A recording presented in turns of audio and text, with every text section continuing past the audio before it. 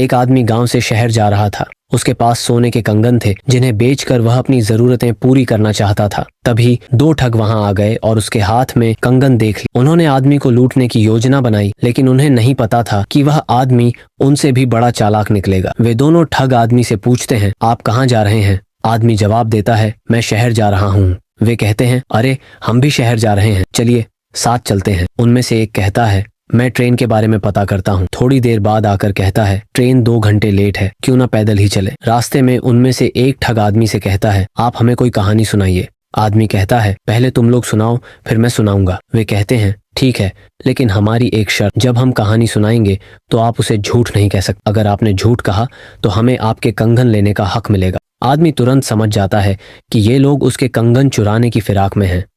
वह मुस्कुराकर कहता है, ठीक है, सुनाओ अपनी कहानी। ठग एक कहानी सुनाते हैं जिसमें खूब झूठ होता है, लेकिन आदमी चुपचाप सुनता रहता है और उसे झूठ नहीं कहता। ये देखकर दोनों ठग हैरान रह जाते हैं। फिर वे आदमी से कहते हैं, अब आप हमें कोई कहानी सुनाइए। आदमी कहता है, ठीक है, लेकिन मेरी भी वही शर्त होगी, जब मैं कहानी सुनाऊंगा तो तुम लोग उसे झूठ नहीं कह सकते। फिर आदमी ऐसी कहानी सुनाता है कि ठग सोच में पड़ जाते हैं। वे समझ जाते हैं कि अगर उन्होंने उस कहानी को झूठ कहा तो उनके कपड़े तक उतरवा लिए जाएंगे। मजबूर होकर वे उसकी कहानी को सच मान लेते हैं और शर्त हार जाते हैं। अब आदमी दोनों ठगों से 500 रुपए ले लेता है, फिर उन्हें अपने साथ शहर ले जाता है। वहां जाकर वह सोने के कंगन बेचने के बजाय उन दोनों को ही एक सुनार के पास बेच देता है और चुपचाप निकल जाता है। सुनार दोनों को पकड़कर दुकान के अंदर ले जाता है और कहता है, चलो अब काम पर लग जाओ। वे घबरा कर कहते हैं, उस्ताद ये ठीक नहीं है,